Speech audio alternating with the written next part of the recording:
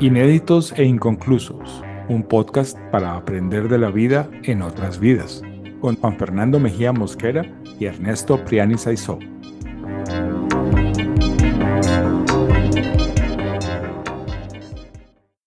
Querido Ernesto, Querido Juan, estoy nervioso. ¿por qué estás nervioso tú? Si Estoy eres muy nervioso, Juan. el hombre más sereno. No, Juan, hombre sereno, pero es que vamos a hablar de Sócrates, Juan.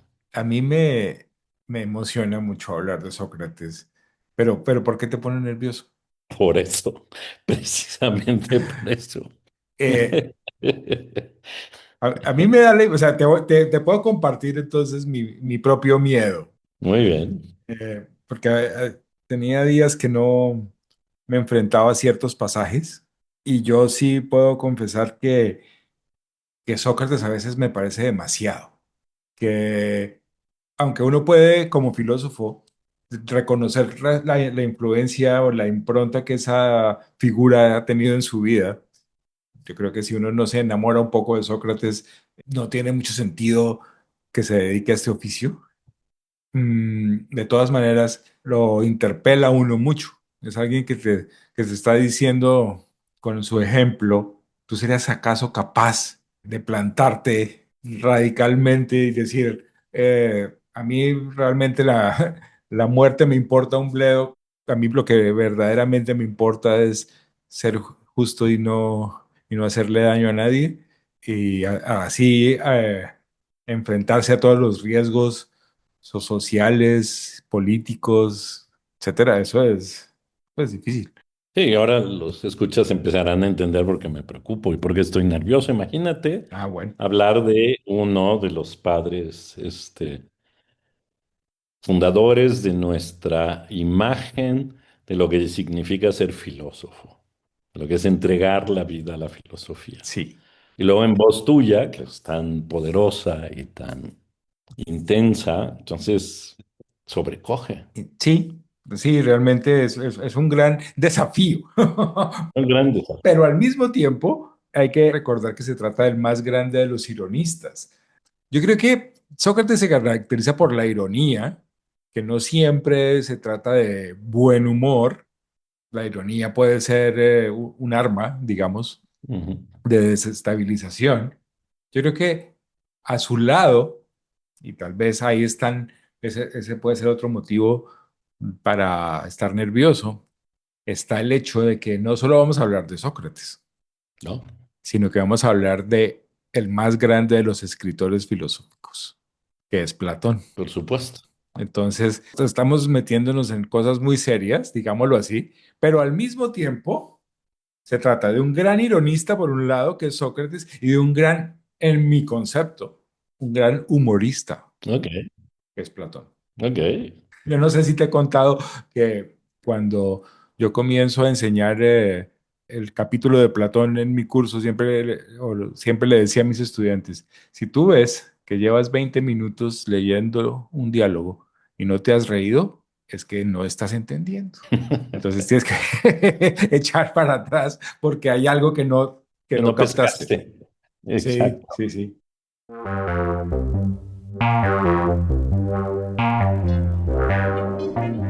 Inéditos e inconclusos.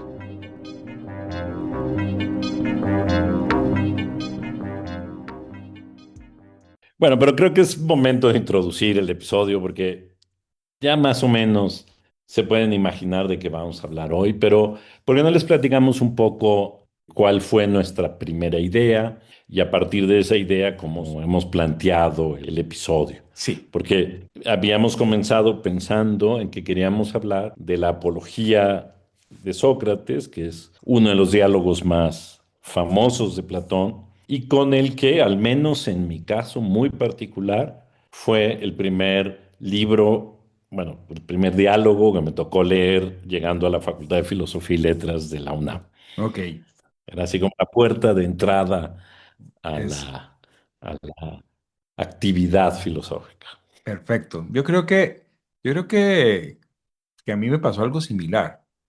Entonces, este es un texto maravilloso en el que Sócrates tiene que hacer algo muy especial, que es explicarse a sí mismo, dar cuenta ante un auditorio, además, ante una audiencia muy poco habitual para sus costumbres, que es todo un jurado compuesto por cientos de personas, y tiene que dar razón de sí mismo, explicar su manera de vivir. Por eso nos llamó la atención.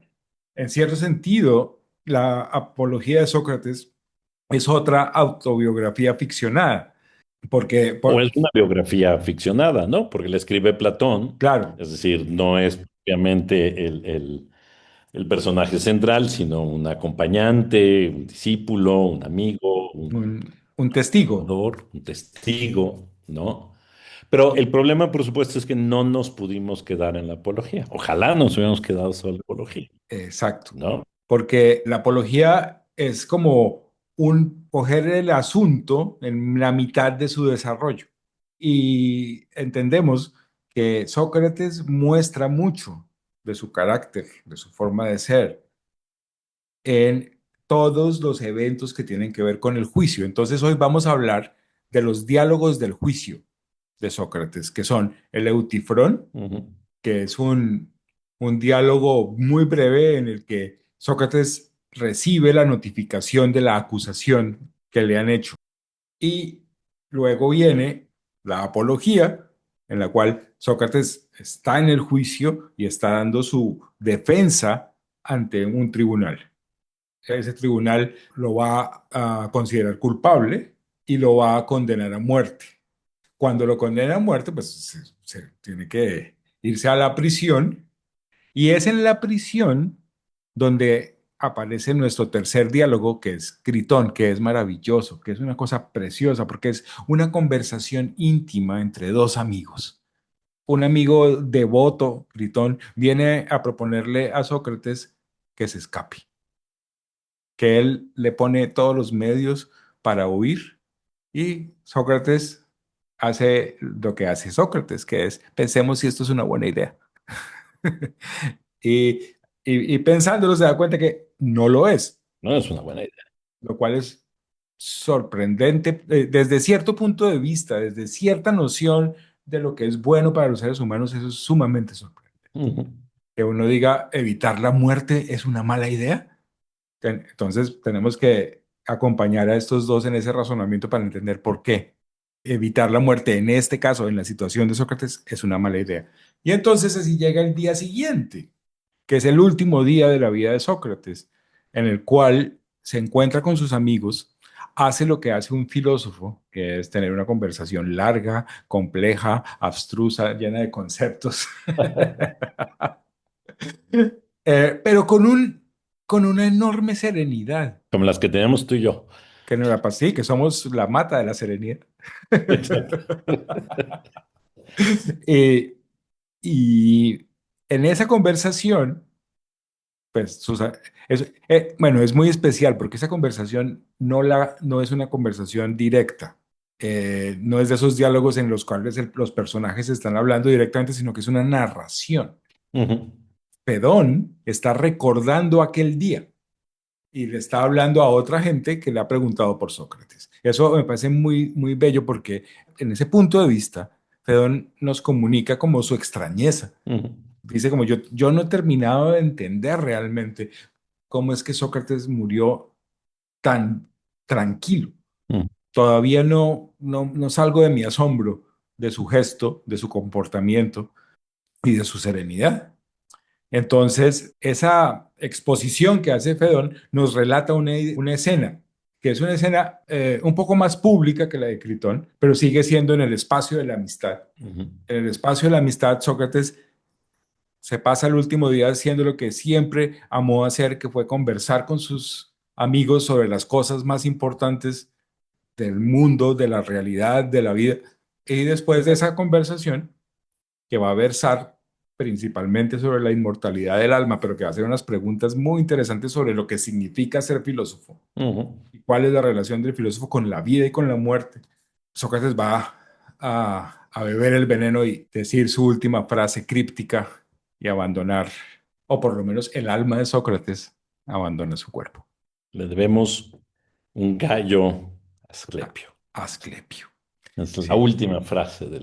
Eh, Pero no se preocupen, no nos vamos a sumergir en las complejidades filosóficas de este último diálogo, Ujú, que son muchas. que son muchas, porque, como bien ha explicado Juan, nuestro foco está en cómo Sócrates da cuenta de sí mismo en este tránsito. Exacto. Y la otra cosa que es importante saber, por supuesto, es que vamos a hablar de manera conjunta de estos cuatro diálogos que a veces se pueden encontrar juntos, aunque el último no pertenece tradicionalmente a la agrupación de los tres primeros, o sea, corresponden a dos momentos, digamos, de la escritura de los diálogos platónicos distintos. Sí. Unos son los que se llaman diálogos de juventud, porque bueno, tradicionalmente ha sido es una clasificación muy rara, Sí, muy discutida. Hoy día hay mucha gente que le prescinde de ella, sí, claro, pero digamos que vale la pena marcar ciertas diferencias claras. sí, claro, porque lo que importa en todo caso aquí es entender que la estrategia narrativa es distinta, ¿no? Porque en los tres primeros casos el testigo atestigua las conversaciones de Sócrates directamente. En la otra hay un intermediario que recuerda y que entonces esto, por supuesto, crea otra dimensión del diálogo, pero que implica también que ya no es tan cercano al momento en que Sócrates pasa por el juicio y finalmente muere, envenenado. Sí. Para los oyentes, así podríamos decirlo en un sentido muy simple, los primeros diálogos, el Eutifrón, el Apología y el Critón, están muy centrados en la pregunta ¿qué es esto? Ujú, Y en enfrentar lo que se llamaría las aporías, las sin salidas que se dan cuando insistimos en ciertas preguntas. Pero el Fedón parece como si tuviera respuestas. Y entonces hay mucha gente que dice que el Fedón corresponde al periodo medio de la obra de Platón, donde las grandes protagonistas son lo que llamamos las ideas, y en cambio en el otro lo más importante es la pregunta y la dificultad, para decirlo así muy básicamente. muy bien, pero esto explica también un poco, es que hay tantos temas superpuestos que luego uno va derivando, pero un poco recordarle a los oyentes que en algunos casos se encontrarán los diálogos de manera independiente, en algunos casos reunidos. Es raro que aparezcan los cuatro juntos, justo por esta diferencia en la cómo se agrupan los diálogos de Platón. Pero bueno, son cuatro diálogos de Platón. En realidad los tres primeros son muy breves, son diálogos muy extensos. El último, por supuesto, es mucho más nutrido y sustancioso Sí. en muchos casos.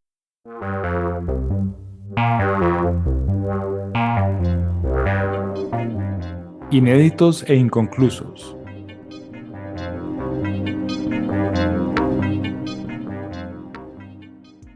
Una vez que hemos ya dicho con claridad de qué vamos a tratar, me parece que vale la pena un poco contextualizar en qué momento estamos y por qué el infortunado de Sócrates se va a ver de pronto acusado de unas cosas horribles, como corrupción de menores, o bueno, hoy diríamos de menores, pero corrupción de la juventud y de impiedad. ¿Cómo llegamos a esto, Juan? ¿Qué es lo que pasa? ¿En qué contexto estamos?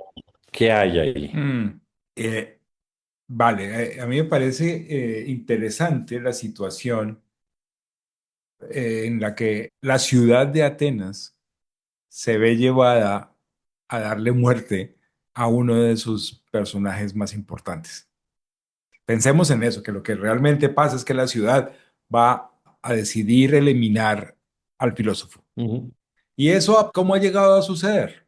El siglo quinto comienza con una enorme prueba de valor de los griegos y una gran prueba de unión de las ciudades griegas, oponiéndose a la invasión de los persas.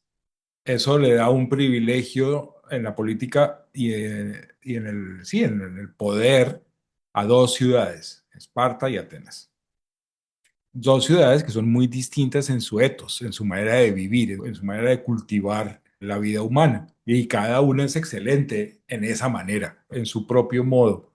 Los espartanos son guerreros, atletas, supremamente modestos, frugales, fuertes, hacen unas muestras de virilidad extrema, dijémoslo así, y no son muy dados al estudio.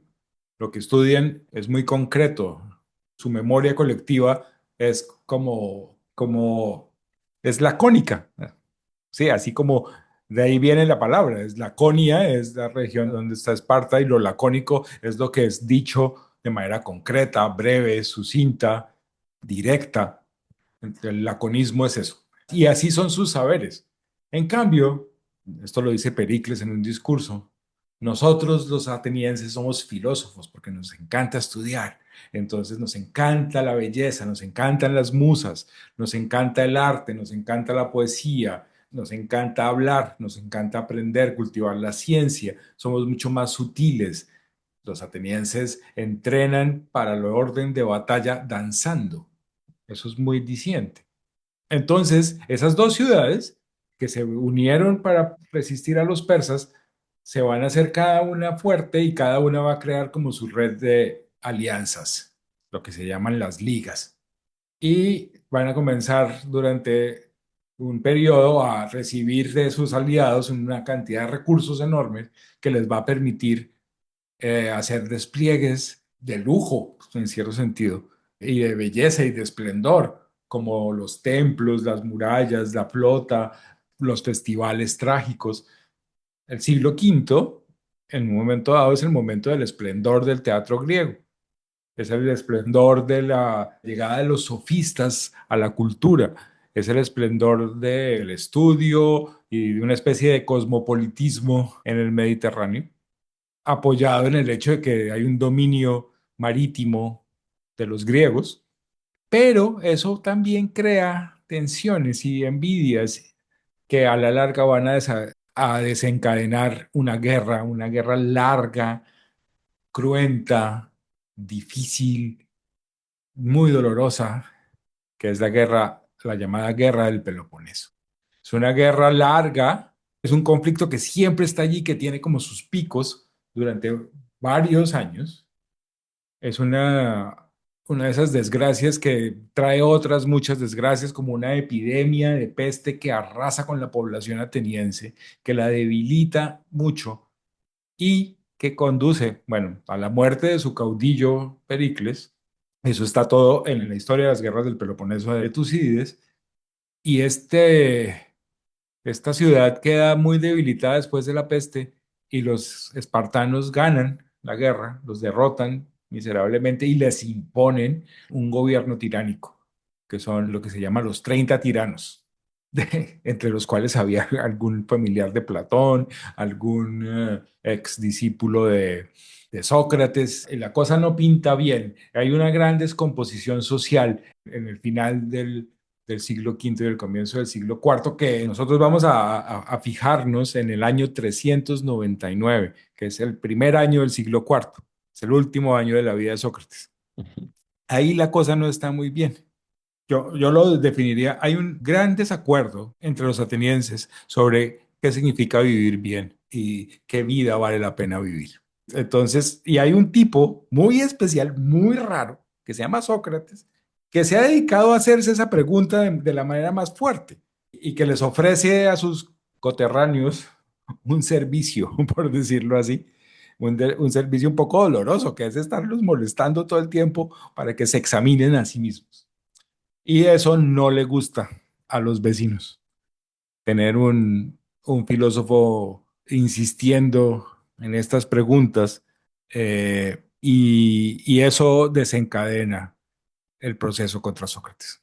Pues es muy interesante lo que nos has contado porque el juicio contra Sócrates vendría siendo en este contexto un acto de la decadencia del esplendor de Atenas, ¿no? De esta ciudad que pasa de el esplendor de Pericles, de las grandes esculturas, de las grandes obras, del culto a la poesía y al teatro, a matar a la que es la figura más emblemática de un modo de vida singular, porque, digamos, sabemos muy bien cómo Sócrates representa este modo de vida singular, es decir, está casado, pero en realidad no se le conoce oficio y está todo el tiempo en el mercado y en los caminos y se encuentra gente y conversa con ella y cuando conversa con ella lo hace de una manera muy extraña porque les hace preguntas y a través de las preguntas les va,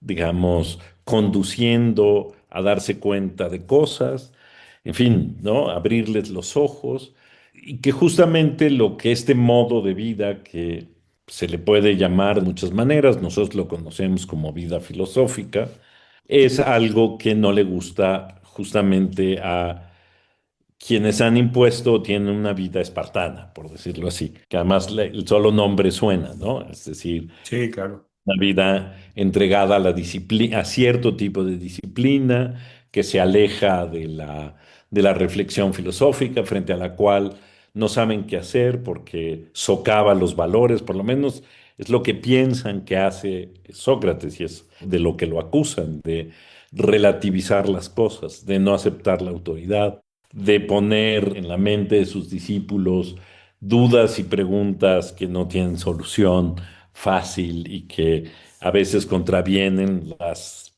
cosas que la autoridad pues quiere mantener en la unidad de la ciudad. También, por supuesto, a mí me gustaría recordar que Atenas era muy chiquita, eran muy poquitos habitantes. Digo porque Sí, pensado en el mundo de hoy, pues Sócrates no pasaría de ser un merolico del parque o alguien sin... sí, Pero entonces era una figura central, una figura claro. conocida, identificada por todos. Y yo coincido, una figura insidiosa, una figura que está todo el tiempo desmoronando las creencias de los demás, Incómodo. ¿no?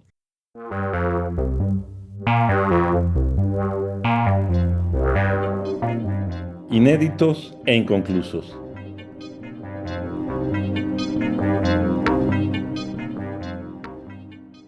Pero bueno, entremos al juicio, porque yo sé que en el Ufritrón, pues hay, Eutifrón. A mí me gracias, encanta tu dislalia. Eutifrón. Sí, Exacto. señor. Sí, no, bueno, mi capacidad de imaginarme que las cosas se pronuncian de una manera Sí, diferente, hay que decirle a los como me gusta. oyentes que en el proceso de preparación de este episodio, el profesor Ernesto Priani ha dicho esa palabra de muchas formas. Es, es, Pero sí, bueno, es un síntoma. empecemos el juicio por la notificación, que es lo que ocurre en el Eutifrón. El Eutifrón tiene un preámbulo un poco novelesco, porque Eutifrón es un sacerdote, es decir, es un experto en las cosas de la religión y es un experto en cómo conducirse con los dioses, cómo manejar las cosas que tienen que ver con lo divino. Y ese mismo señor viene iracundo y indignado a poner una demanda en el pórtico del rey y se encuentra con Sócrates que viene un poco perplejo a enterarse de que ha sido demandado. Es más, es muy lindo que Eutifrón le dice a Sócrates, pero tú vienes a demandar a alguien, olvídate, yo no, tú no vienes a demandar, a ti te demandaron, ¿cierto? Que tú no, o sea, es como, yo te conozco, tú no demandarías a nadie. Y Sócrates dice, sí, en efecto, a mí me queda muy difícil, pero esta persona que me ha demandado parece que debe ser muy sabio y supone que sabe en qué me he equivocado y cómo es que cometí ese error. A mí me acaba de demandar un tal Meleto, mm, y le dice, viene de la tribu tal y del demo de tal. Yo no lo conozco, pero me dicen que es bajito, morenito, no sé qué. Es decir, fíjate, una ciudad pequeña, Ujú, ujú. donde uno podría perfectamente saber ¿Quién es quién? quién es cada ciudadano. Y entonces, pero oye, ¿tú a qué vienes? ¿A poner una demanda o has sido demandado? No, yo vengo claramente a poner una demanda contra mi padre por impiedad. Y entonces nos cuenta la historia y la historia es terrible. Terrible, pero tiene muchas, implica muchas dudas. Su padre castigó a un esclavo y lo dejó en un pozo después del castigo. Y el hombre murió en el pozo. Y eso no, o sea, efectivamente es una atrocidad. y visto desde nuestros días es todavía más cruel. Es decir, ¿cómo así que el dueño de una hacienda cree que puede castigar físicamente a un trabajador y además dejarlo sin atención de tal manera que el trabajador muera? Eutifrón cree que eso es digno de un castigo, en efecto. Y Sócrates no le va a decir no, le va a decir, oye, parece que tú sabes lo que es la piedad, podrías ayudarme entonces, porque a mí me están acusando de impiedad, de algo que tiene que ver con los dioses. El caso es que no lo vamos a ver en detalle. Sócrates le dice, ayúdame, dime qué es la piedad para que yo pueda decir qué es la impiedad y pueda entender cómo tengo que defenderme. Y en 5 ocasiones, Eutipron intenta definir la piedad y no lo consigue. Todas ellas se ven refutadas por Sócrates. Otro día hablaremos de qué significa refutar y por qué es un rasgo típico socrático, etcétera. Pero por ahora, lo interesante es que a la quinta, en el quinto intento de definición, el señor Eutifron dice, ay, me acabo de acordar que tengo otra cosa pendiente, discúlpame tú lo que te dejé aquí, pero tengo que correr para otro lado. Y yo, ¿cómo así? Se va. Y entonces uno concluye que ante la imposibilidad de definir la clave de su acción, porque es su acción, o sea, él iba a actuar, él iba a poner una demanda contra su padre, cuando no pudo dar razón del motivo de su actuar, prefirió no hacerlo y largarse. Ese es el efecto de Sócrates sobre muchos de sus interlocutores. Producir una perplejidad tal que haga sospechar, por lo menos, sobre la manera en que están actuando. Y en este caso, es evidente que Eutifrón no vio tan claro que pudiera hacer lo que quería hacer en un principio, es decir, que no sabía lo que creía saber.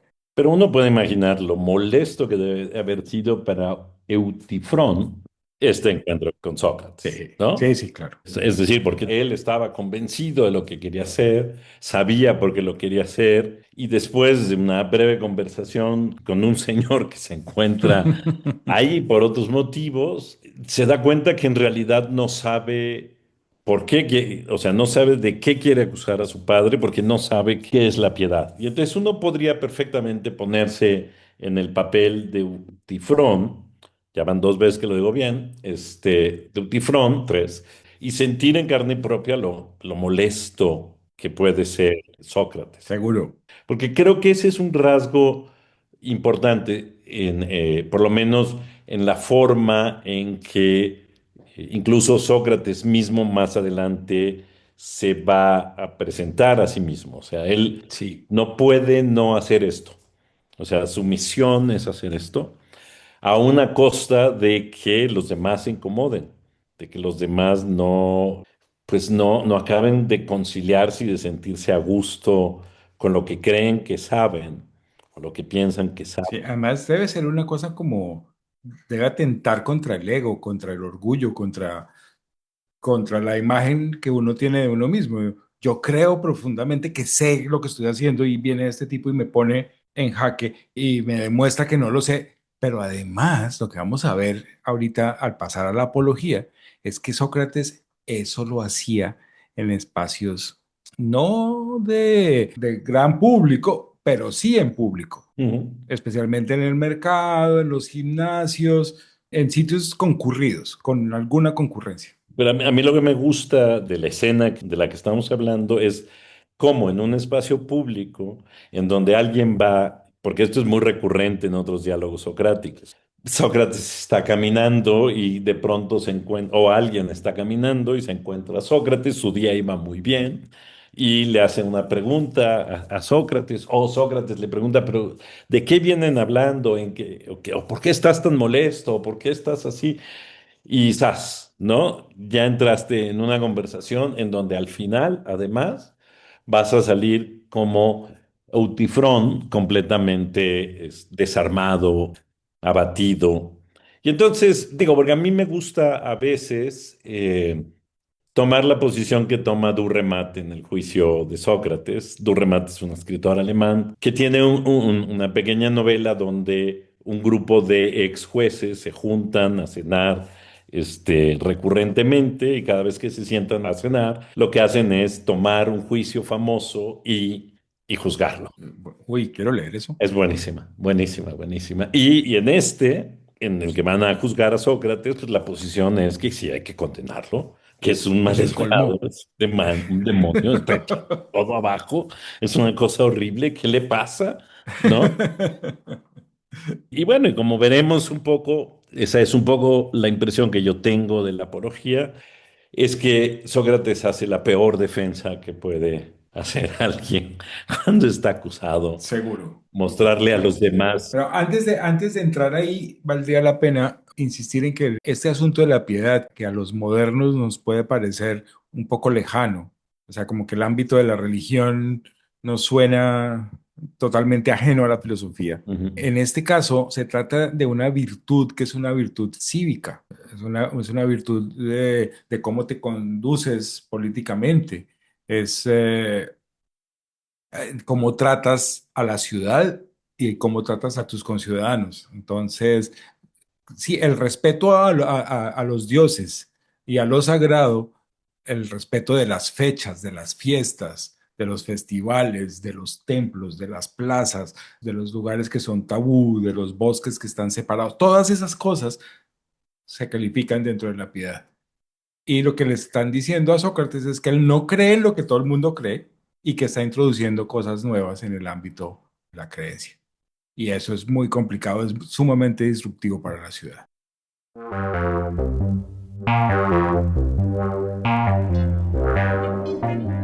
Inéditos e inconclusos, un podcast para aprender de la vida en otras vidas.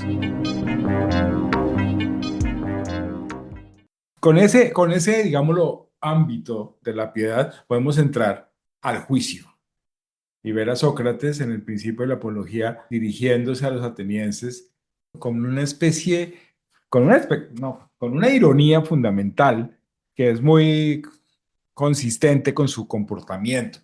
Porque va a decir, perdónenme que yo vengo aquí a hablar en un juzgado, pero yo no tengo ni idea de hablar en un juzgado.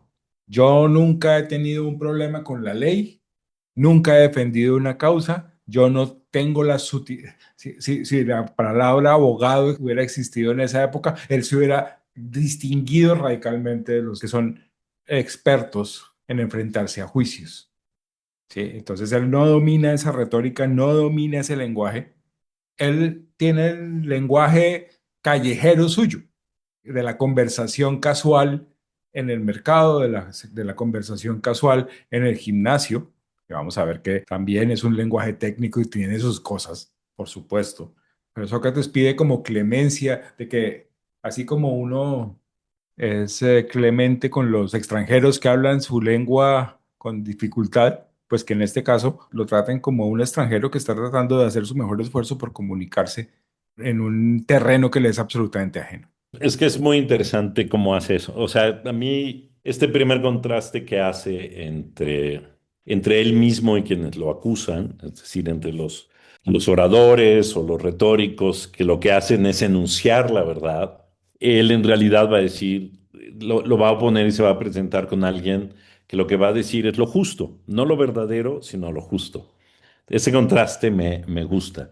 Pero además declara que para hacerlo va a ser confuso porque en realidad no sabe ser ordenado como los oradores y que entonces, un poco como somos nosotros, confuso, poco claro y que entonces espera mostrar que lo que él dice se ajusta a las cosas aunque no tenga la forma de la verdad, ¿no? ¿Cómo se llama?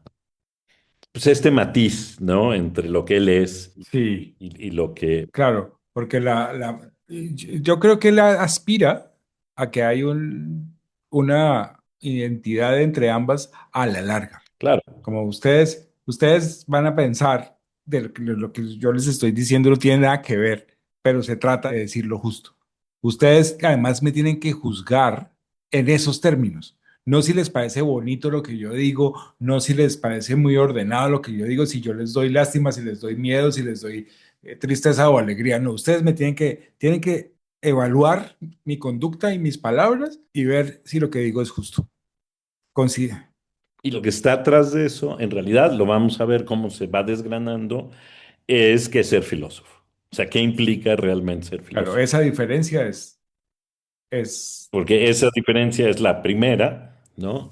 Porque luego va a explorar un poco quiénes dicen la verdad y entonces habla de los poetas, habla de los artesanos, para contrastar lo que él hace frente a los que parece que saben qué hace. exacto. Porque en medio de esto está la que es quizás una de las partes más importantes del diálogo, que es esa declaración del oráculo de Delfos, Ujú. este, de que él, Pero, ¿pero qué? pero allí vamos, allí llegaremos. Mira, hoy Oh, estás tú, ¿no me dejas llegar tú a ningún lado? no, estás anunciando uno de los hits más grandes de la apología, pero tenemos que llegar allí por otra parte, porque tenemos que señalar que Sócrates distingue dos cosas.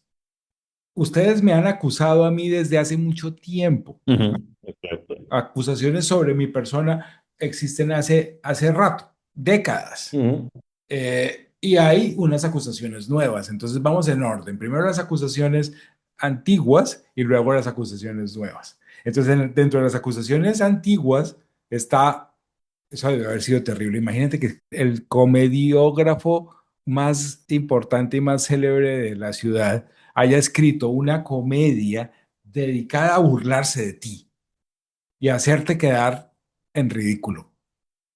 Esa es la comedia Las nubes de Aristófanes, que hizo que no solamente Sócrates quedara en ridículo, sino que su conducta fuera mirada como sospechosa.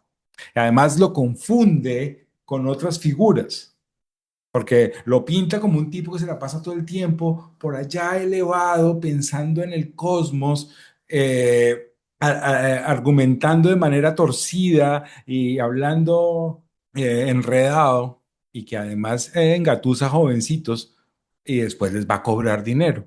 O sea, Aristófanes amerita la lectura, es increíblemente vulgar como corresponde a la comedia ateniense, es fatal, pero esa vulgaridad tiene un encanto ujú, y un poder sobre la imagen pública de Sócrates durante décadas. Entonces Sócrates va a tener que desmontar eso ujú, y es consciente que llegar a un juicio con semejante equipaje es muy inconveniente y tener que lidiar con eso muestra que él está en desventaja. Entonces, bueno, yo no soy un sofista. Yo no cobro dinero, nunca he cobrado, nunca me he creído profesor de nadie. Yo no me pongo a pensar en lo del cosmos y esa cosa. Yo efectivamente en una época leí muchísimo sobre ciencias naturales, sobre física. Me gustó mucho Anaxágoras, pero también le tuve mis críticas y lo abandoné. Yo no soy ese tipo de filósofo y no soy un embaucador argumental. A mí me gusta hacer preguntas breves y tratar de cuestionar a las personas con orden. Entonces, Sócrates logra distinguirse de los sofistas, distinguirse de los otros filósofos y tratar de decir, yo soy otro tipo de persona. Si ustedes quieren entender qué tipo de persona soy, ahí sí nos cuenta la historia de Querefonte, su amigo, yendo a... sí, pero justo ahí lo que estás perdiendo es el primero necesita efectivamente decir lo que dice Aristófanes no es cierto, pero luego va a decir que lo que dice el oráculo no es cierto. ¿Tú crees? Sí, claro, absolutamente, porque a él lo acusan de ser sabio. Es así como empieza, introduce el tema de su amigo, que va al oráculo y le pregunta al oráculo, y el oráculo dice, Sócrates No hay nadie más sabio que es Sócrates. Sócrates, exactamente. Pero Pero entonces él quiere responder ahora al oráculo y a la acusación de que él es sabio, porque un poco el juego en el que está metido es, y lo va a hacer una y otra vez, ya lo hizo en el primer diálogo, lo va a volver a hacer aquí, de cómo muestras a los demás que lo que creen que saben, no lo saben y que en realidad uno tiene que hacer este ejercicio constantemente para desmontar estas falsas ideas que hacen que uno crea que es la piedad, que es la verdad, que es el bien, que es la belleza, etcétera, cuando en realidad lo que se cree no se cree. Y una de ellas es que significa ser sabio, porque justo lo que va a venir a continuación es, espérate, yo no soy sabio, o si fuera yo sabio, es porque sé que no sé nada. efectivamente, entonces es como, yo diría que se trata de negar lo que dice el oráculo, sino que se trata de comprender en qué sentido lo está diciendo. Es como hacer un matiz, porque la historia de los que se creen a pie juntillas, que los oráculos hablan directamente y la cuestión es de sí o no, es una historia trágica. Todos los que se toman o sea, Edipo, que se toma las palabras del oráculo como literalmente y actúa en consecuencia, pues desencadena la desgracia. Pero Sócrates dice, momento, ¿qué habrá querido decir el Dios? Entonces yo efectivamente no creo ser sabio y entonces me voy a ir a comparar con los que dicen serlo o los que creen tener algún conocimiento. Y en ese procedimiento voy a donde los políticos que creen saber y los examino y me doy cuenta, este tipo no sabe lo que dice que sabe. Vamos a los poetas que dicen las cosas más importantes de nuestra tradición y de nuestra religión y de nuestra memoria colectiva.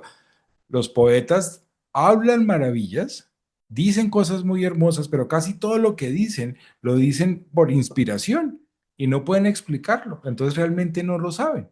Entonces Va con los artesanos y va y vas a los encuentra artesanos que tienen un cosas. problema. Ellos creen que saben y efectivamente saben. Saben de cada arte y lo saben muy bien, pero tienen el problema de que saber de algo les hace creer que saben de todo. Entonces, cuando no lo saben, cuando no saben de todas las cosas y menos de las cosas éticas y políticas.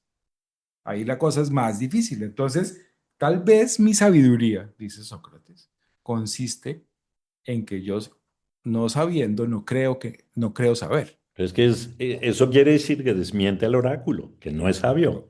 Yo, yo creo O que sea, no lo yo desmiente, lo que sino que lo creo es matiza. que la tradición filosófica ha querido decirnos, no, es que sí es sabio porque sabe eso, sabe que no sabe. Pero yo en realidad creo que en la estructura del diálogo lo que está haciendo Sócrates es decir, Aristófanes no tiene razón, el oráculo no tiene razón, ¿no? Yo no sé, yo no soy sabio, yo no soy tampoco ese loco del diablo, Uy, eso sería muy fuerte. Eso ¿no? sería muy fuerte porque es, Pero bueno, no importa. bueno, no, no, no. Deja que te explique un poco O sea, es que me parece fantástico no estar de acuerdo en eso. un poco como mi impresión ahora que preparaba el episodio, y es, claro, lo que nos han contado es una mentira. Lo que nos han querido hacer es construir esta imagen del filósofo con estos datos, y a lo mejor no es así, pero bueno, no importa. Es un poco como, Pero bueno, pero entonces explícame una cosa. O claro sea, que sí. si el oráculo no tiene razón, ¿cómo es que de todas maneras Sócrates se dedica toda su vida a servir a la ciudad examinándola y llamar a eso un servicio al dios? O sea, Apolo le habrá puesto una tarea, que es el examen del oráculo, efectivamente, que implica fundamentalmente el examen de sus conciudadanos. Veamos a ver si los que dicen saber efectivamente saben o no. Si es así, ¿qué hizo Sócrates toda su vida? Hacerte odiar. Hacerle caso a Apolo. Ok.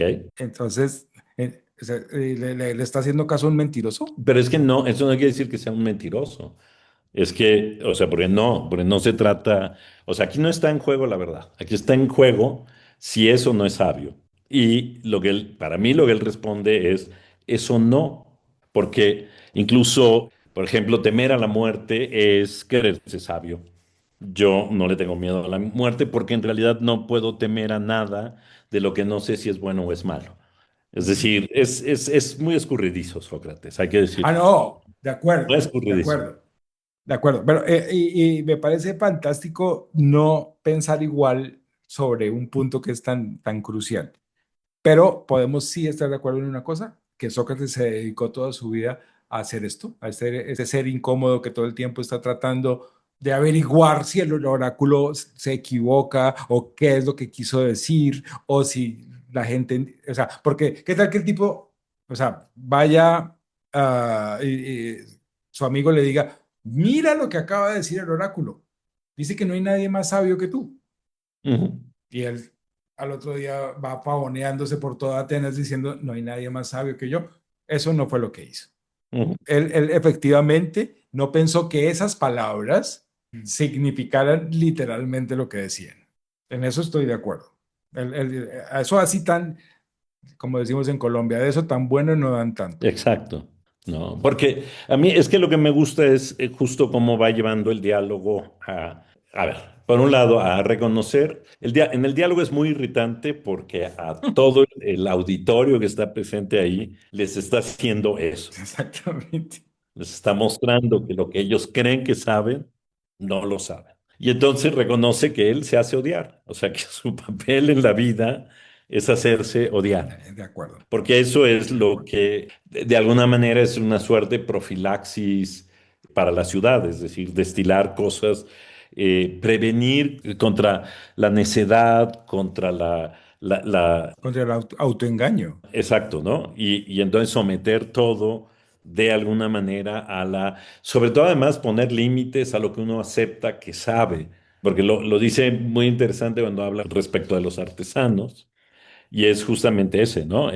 Los artesanos sí saben, pero luego se les olvida que lo que saben es poquito y entonces se vuelven necios porque creen que solo eso es lo que está bien. Y esto, Saber de algo no es saber de todo. exactamente. Pero lo interesante es cómo lleva todo este argumento hacia el punto de decir, a ver, ustedes me quieren condenar. Condénenme, yo no sé si la muerte es buena en mala y en realidad no es a mí a quien le van a hacer daño, Sí, porque no sabemos si es buena o mala la muerte, de acuerdo. ¿no? No, de acuerdo, de acuerdo. Y yo no voy a cometer ese exceso de dar, sí, de pretender que sé qué es lo que pasa. Y entonces, pues, ahora, eso tiene mucho de ironía. Claro, pero te ponen, o sea, yo un poco lo que quiero es, me imagino yo como auditorio oyendo a alguien que me está descalificando todo el tiempo, que está diciendo, es que no sabes, es que yo no sé, es que nadie sabe esto. Clarísimo. Siempre, y yo en eso creo que no hay nada que discutir, que por supuesto todo el tiempo está siendo muy irónico. O sea, su posición frente a todo es eso. O sea, tú estás convencido ¿de qué estás convencido, Juan? Yo, ¿Cuál es tu comida preferida? ¿Qué es lo que no puedes dejar de comer? yo tengo muy pocas convicciones. Sí, son las más esenciales. Y creo no, es decir, son modestas, pero, y no creo que sean intersubjetivas, sí, sí, que no las pueda evaluar Chocolate. un Sócrates. O sea, porque son muy pocas, porque casi todas las otras están dispuestas al examen. Yo no dudo del amor, por ejemplo, Ok.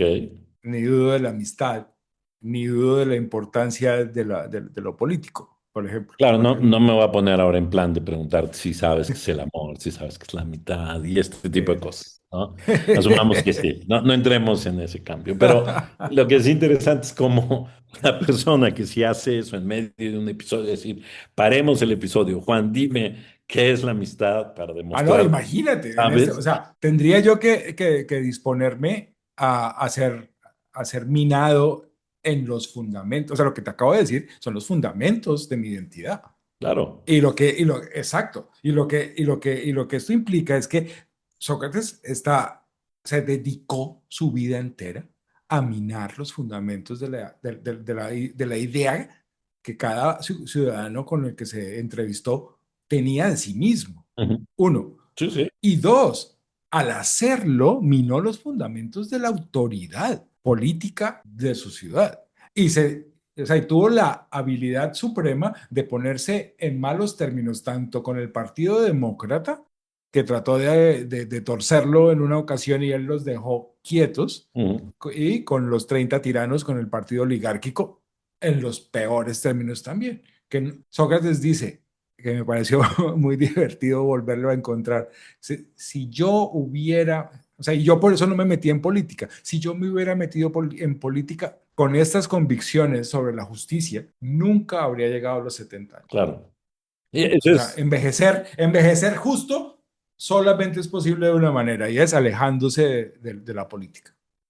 Y eso no ha dejado de ser verdad un solo día desde el siglo V hoy. hasta el día de hoy. Aunque ahora ya llegan a los 70 años y más y no hay manera de quitárselos de encima. Pues sí, pero pues, pero son figuras públicas ¿Sí? y son ancianos y están en el poder. Exacto. Eso quiere decir que no pueden ser justos, No por eso, en modo alguno. que hay algo que está mal ahí, ¿no? Hay algo que está profundamente mal. Que está profundamente mal. Entonces, claro, es importante saber que el juicio, por supuesto, acaba mal para Sócrates. Acaba muy mal y además recuerda que en el momento en que lo declaran culpable, le dicen, bueno, ¿cuál es la pena a la que te vas a someter? Y recuérdate la respuesta. Es terrible. Que dice, pues yo creo que el castigo adecuado para mi comportamiento es que ustedes me mantengan en el Pritaneo. Es decir, que yo tenga ese régimen de comida gratis que tienen todos los campeones en los Juegos Olímpicos. Exacto. Y eso yo creo que Cosa en la que tú y yo estaríamos de acuerdo, absolutamente. ¿no? Que así nos deberían premiar a nosotros, al menos. Los filósofos deberían ser alimentados por la ciudad, sin duda, Así es, así sin es. duda. Por la Ciudad de México, además. Además, podemos llegar a hacer un convenio, ¿no?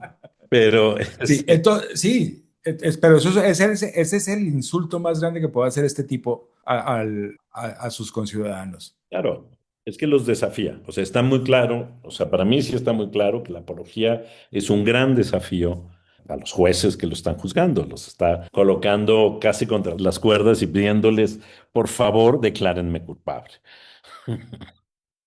Porque sí lo soy, porque sí hago esto, porque no lo voy a dejar de hacer, así sea como sea, ¿no?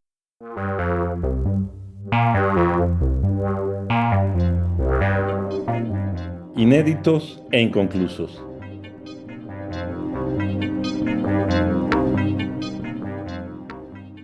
Y entonces, bueno, acaba mal y para ya entrar, porque ya, ya llevamos una hora, Dios mío, qué paciencia van a tener que tener nuestros oyentes. nuestros oyentes, Pero déjame ponértelo en términos desafiantes lo que viene. venga. Porque yo creo que efectivamente lo que ha pasado es que Sócrates se ha puesto o sea, se ha labrado su propio destino, malquistándose con sus conciudadanos, poniéndose frontalmente en contra de sus creencias más habituales. Eso es cierto. Ujú, Yo creo que él tiene una visión de lo que es piadoso y de lo que es justo, ¿sí? Que tiene unas convicciones. Sí, para mí, Sócrates tiene unas convicciones religiosas que son muy fuertes ujú, y que las va a sostener. Y precisamente, o sea, lo que pasa es que son distintísimas a lo que piensa la mayoría. Y es que ahí viene el siguiente paso, que es el Critón. Cuando ya este tipo está condenado, tiene como un pequeño lapso en el que va a pasar en la prisión, porque hay una cuestión ritual, precisamente, la nave de Delos tiene que ir a hacer un sacrificio y luego volver, y no se puede ejecutar a nadie inmediatamente, entonces no lo mataron al día siguiente porque no se podía, es una cosa bien rara. ujú, Entonces Sócrates tuvo tiempo de charlar, de componer música en la prisión, etcétera. Y cuando ya viene la nave de Delos, Critón se aparece en la prisión. Es sumamente bello porque llega este amigo que se ha pasado seguramente en los días coordinando el gran escape ujú, y la gran cantidad de sobornos a todos los funcionarios. Y llega muy emocionado a decirle, Sócrates, ya viene la nave de Delos, te tienes que ir. Pero llega con ese ímpetu y lo encuentra dormido, lo encuentra plácidamente dormido, tranquilo. Y lo conmueve esa imagen. Critón no es capaz de despertar a Sócrates. ujú. Y, o sea, es decir, y fíjate, un condenado a muerte que puede estar dormido plácidamente es un ser excepcional. Sí, claro. Es alguien que cree profundamente que lo que está ocurriendo está bien, Ujú. en cierto sentido, aunque sea paradójico, porque esto es Sí, raro. O claro. sea, no, entonces Critón espera que Sócrates se despierte. Sócrates se despierta y dice, pero ¿tú qué haces aquí? ¿Por qué no me despertas? Pues porque estabas durmiendo delicioso y yo no quise hacerte asustar ni nada, pero mira, te tengo esta noticia, viene la nave de Delos, este es tu último día, mañana ya no estarás aquí. Y le cita la Ilíada y tal, pero yo te tengo una alternativa. Ya tengo un barco fletado, toda la gente desde aquí hasta el puerto están comprados. Yo me he gastado una fortuna, pero estoy orgulloso de gastarme una fortuna porque soy tu amigo y lo último que yo quiero es que la gente piense, entonces aquí viene el punto. Lo último que yo quiero es que la gente piense que yo ahorré esfuerzos y dinero en salvarte, porque tú eres mi amigo, yo te quiero, yo te valoro y daría todo por salvar tu vida. ¿Y qué hace su amigo? Su amigo le dice, no, gracias. Su amigo le dice sobre todo, ¿tú crees que lo que piensen los demás es importante? Sí, claro. ¿Tú crees que esto es una buena idea? ¿Tú crees que, que el criterio de comportarse de un filósofo debe ser lo que la mayoría opina? Olvídate. Tenemos que saber si lo que tú estás proponiendo es bueno o es malo. Y entonces viene el examen. Y para hacer el examen, Sócrates hace una cosa que es perfecta para hacerla con Critón, porque Critón no es un gran filósofo. No, no, Entonces a Critón le cuenta una historia que es bellísima. Y es que las leyes de la ciudad se le aparecen y le dicen, Sócrates, nosotras hemos sido tu alimento, tu sustento, tu protección. Nosotros te hemos dado una vida buena, una vida bella. Tú has estado aquí 70 años y nunca has querido irte. Es decir, que tú estás de acuerdo con nosotras, estás comprometido con nosotras. Ahora vas a atentar contra nosotras huyendo de nuestra propia sentencia y de nuestro veredicto. No, señor. Lo que está en juego, o sea, cuando tú incumples una ley, tú atentas contra la ciudad. Y sería el colmo. Nosotros hemos cumplido contigo, tú deberías cumplir con nosotras. Y entonces, ¿qué hace Sócrates? Pues decirle a Critón, lo siento, pero yo me quedo. pues sí. Y me quedo con la convicción de que es lo mejor para mí. Pero no solo lo mejor para él en términos subjetivos, sino en términos mucho más generales, que lo importante es vivir bien. Sí. Y vivir bien implica ser justo. Y entonces uno no Y puede, no es posible vivir bien de otra manera. ajá, no es posible vivir de otra manera. Y si hacen una injusticia, que es evadir el cumplimiento de la ley, entonces no están viviendo bien. No, y sería un insulto mayúsculo, es decir, sería herir a quienes más nos han amado, que son las leyes y la ciudad misma, Exacto. a quienes les debemos ser quienes somos. A mí me encanta una de las discusiones que tengo con mi querida Tatiana Solano, a quien mando un saludo, que es una gran abogada, es cómo que ella nunca entiende eso de que Sócrates dice que él no podría vivir fuera de Atenas Ujú. ni hacer lo que hace en otra comunidad, porque la gente lo consideraría o sea, si sus conciudadanos lo consideraron incómodo por filósofo, ¿cómo va a ponerse uno a filosofar en otra ciudad donde lo van a considerar un extranjero incómodo, además? Pero yo creo que he fallado en explicar ese apego radical de Sócrates a su ciudad. Sí, pero también hay que ponerlo en contexto. Estamos en el siglo cuarto antes de Cristo y entonces, claro, la identidad con la ciudad es algo mucho, muy fuerte. No es solamente el hecho, Sí, no es accidente, sí, no es accidente y hay un compromiso, has peleado por ella, has ido a la batalla por ella, 3 veces. construido cosas por la ciudad, ¿no? Porque claro, ahora con la idea de nación se ha diluido la idea de ciudad. O sea, ahora pertenecemos a una nación, no a una ciudad, y la identidad con la ciudad se ha ido diluyendo. No en todos los casos, Sí. pero en muchos casos se ha ido diluyendo. Pero bueno, es que la ciudad es donde están las costumbres, es la ciudad es donde está Es la comunidad. la forma en el lugar que habitas y que cuando tú te mueves a otra ciudad, pues pasas a habitar otra cosa. Y si ya Sócrates les caía gordos a sus propios conciudadanos, olvídate, si se va a otro lugar van a decir, ¿y este señor qué? ¿Cómo se atreve a venirse aquí? Entonces, pasemos a la última gran escena que ha dado de qué hablar y de qué pintar y de qué cantar y de qué poetizar durante siglos a mucha gente. A mucha gente. Decían que en una época, ¿te acuerdas? Nuestra amiga Marguerite Yourcenar dice en Anna Soror que en una época estaba como de moda morir con el fedón de Platón entre las manos. Ok. Eh, el Fedón es la escena del último día y allí pasa fundamentalmente una cosa. Sus amigos ven a Sócrates muy tranquilo, enfrentando la muerte y quieren saber por qué. Y allí aparece una de esas ideas que retumba en la tradición intelectual occidental, y es que filosofar es prepararse para morir, Ujú, es ejercitarse en morir.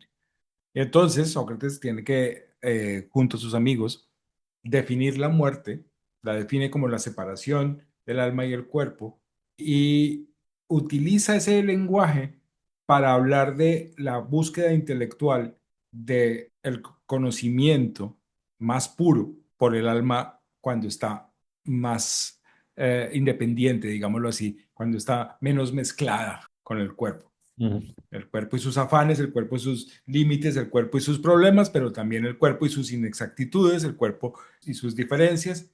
Entonces los amigos le dicen, o sea, que tú crees que tu alma es inmortal. Y él dice, sí. Y también argumenta a favor de la idea, ahí ya uno sabe claramente que ese diálogo no es tan socrático, exacto. porque Sócrates parece como si se comporta como si supiera muchas cosas. Ujú, exacto. Y entonces Entre otras, que el alma es inmortal. ¿cierto? Exacto. Entonces, entonces, entonces Sócrates pues da sus argumentos a favor de la inmortalidad del alma y en un momento todos los amigos que están a su lado comienzan a codearse y a decirse, oye, pero le decimos, no se va a molestar si le, y le presentan sus objeciones. Ujú, Y efectivamente, Sócrates al principio dice, oh, ¿qué vamos a hacer? Tenemos unas objeciones muy duras que contestar, pero las contesta, ujú. eh, digamos que satisfactoriamente hasta cierto punto. Pero lo que más me gusta a mí de esa respuesta es que esa respuesta incluye un pasaje muy famoso que se llama la segunda navegación. Y en la segunda navegación, Sócrates hace una especie de breve autobiografía intelectual sobre qué tipo de filosofía ha leído, cómo él comenzó efectivamente dándole a la física y cómo algo como que no le cuadraba del todo, como que se le dificultaba mucho, pero sobre todo como que no le parecía que las respuestas de la física fueran buenas respuestas. Hasta que apareció un tipo que se llama Anaxágoras, que coincidencialmente también había tenido problemas con la justicia ateniense unos años antes. Y este Anaxágoras, que es el que dice que el mundo fue construido y ordenado por un intelecto, ese sí le gustó, pero cuando fue a analizarlo mejor, no era tampoco satisfactorio. Pero le había dado una idea, las cosas son como son porque están ordenadas para el bien. Y bueno, eso es un tremendo, o sea, saber cómo Sócrates o cómo Platón nos pone a Sócrates a contar el transcurso de esa idea es precioso. El caso es el tipo termina probando que el alma es inmortal en sus términos y ocurre algo todavía mejor. Es capaz de decir, tal vez esto que estoy diciendo, lo estoy diciendo porque soy un viejo que está Ya, pues, buscando consuelo a la hora de morir. morir. Exacto. Porque, es decir, es capaz de poner, capaz de poner entre paréntesis todo lo que ha dicho en esas páginas. Absolutamente. Y sin embargo, cuando lo llama el carcelero y le dice, ya te toca, Ujú. se para muy sereno, se baña, se limpia, se lava, dice, para evitar a las mujeres el desagrado de tener que limpiar un cadáver, se toma la cicuta, camina para hacerlo actuar, cuando siente que se le están durmiendo los pies, hace lo que le había dicho el carcelero, que es Se recuesta. tenderse en su lecho y decir, Le debemos un debemos un gallo. gallo a Asclepio. Exactamente. Entonces le responden, piensa si te hace falta algo más. Y dice Fedón. Entonces la cámara se va para atrás. Y entonces Fedón dice, a esa pregunta ya no respondió. Y así murió el hombre, el mejor hombre de esa generación.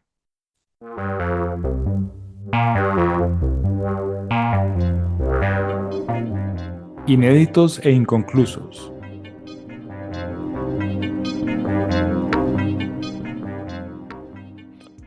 Muy bien, Juan, pues llegamos pues ya al final, pero creo que vale la pena hacer una última reflexión.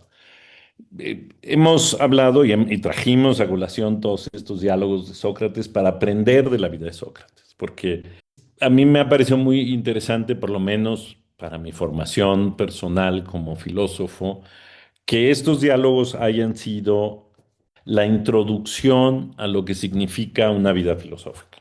Esta vida que está compuesta de una duda permanente, de una actitud de poner en cuestión lo que cree que se sabe y por lo tanto de no temerle a la muerte y de mantener la serenidad en un proceso que es terrible o cuyo final es terrible, pero que el filósofo sabe mantener la serenidad porque entiende o es capaz de decir no entiendo y eso entonces no me altera, porque no sé ni si es bueno o es malo, entonces, ¿para qué? A mí me parece que esto ha servido y sirvió durante mucho tiempo como el tipo de aprendizaje que las vidas filosóficas ofrecían. Como ante una situación extrema, que este caso es un juicio público, y luego una condena, y luego finalmente el cumplimiento de la condena, el filósofo navega todo ese terreno siendo filósofo. Ujú. O sea, sin renunciar a su condición filosófica, sin renunciar a sus herramientas de análisis, sin dudar nunca de lo que él ha sido y es y está haciendo en ese momento. Y bueno, todo esto es un poco para recordarnos por qué, es decir, qué podemos aprender de este Sócrates. Claro. Porque más allá incluso de si tu formación es o no filosófica, esta inclinación a no dar por hecho que lo que uno cree es cierto es ¿cómo decirlo? Es profiláctica, ayuda, Saludable. saludable, limpia, nos coloca en una posición de Nos sana. nos sana, incluso en los momentos más extremos, porque justo en los momentos más extremos es cuando estamos llenos de ideas que no resisten la prueba de que realmente lo sabemos. De acuerdo. Yo creo que es un buen lugar para culminar, sabiendo que esa figura del sabio sereno ante todas las contingencias, ante todas las amenazas, no solo la de la muerte, de la muerte en la condena, sino todos los otros riesgos, el riesgo de la guerra, el riesgo de los contradictores políticos.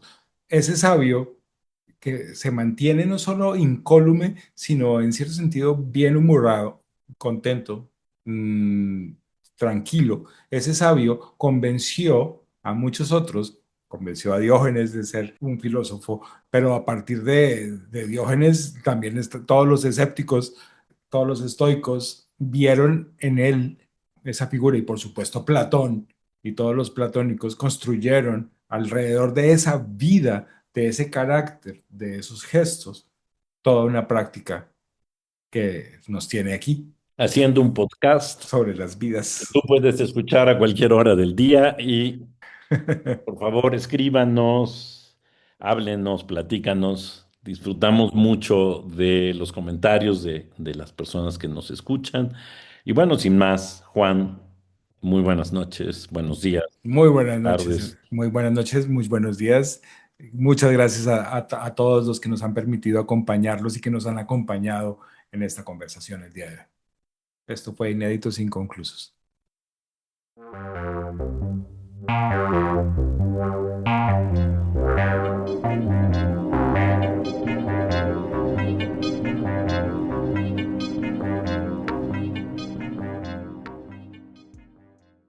Y bueno, Juan, a todo esto, si la gente está enojada con nosotros o muy contenta con nosotros, ¿qué puede hacer? ¿Nos puede escribir a algún lado? Nos pueden escribir, claro, con sus comentarios, críticas, dudas, preguntas, peticiones a ineditingcon@gmail.com.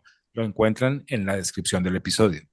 Y dime, ¿qué más pueden hacer? Porque ellos nos pueden ayudar mucho, ¿no, Juan? Nos pueden ayudar mucho con sus comentarios en la plataforma, sus reseñas, sus calificaciones y compartiendo con sus amigos, su familia y en sus redes sociales. Y por supuesto, también pueden seguirnos en nuestras redes sociales y comentar ahí todo lo que quieran. Gracias. Inéditos e inconclusos. Un podcast para aprender de la vida en otras vidas. Conducción, Ernesto Priani Saizó y Juan Fernando Mejía Mosquera. Producción, Ignacio Bazán Estrada. Música original, Daniel Villegas Vélez. Diseño de logo e identidad visual, Ana María Noguera Díaz Granados. Síguenos en nuestras redes sociales como @inedetincon. y comunícate con nosotros a nuestro correo electrónico ineteticon@gmail.com.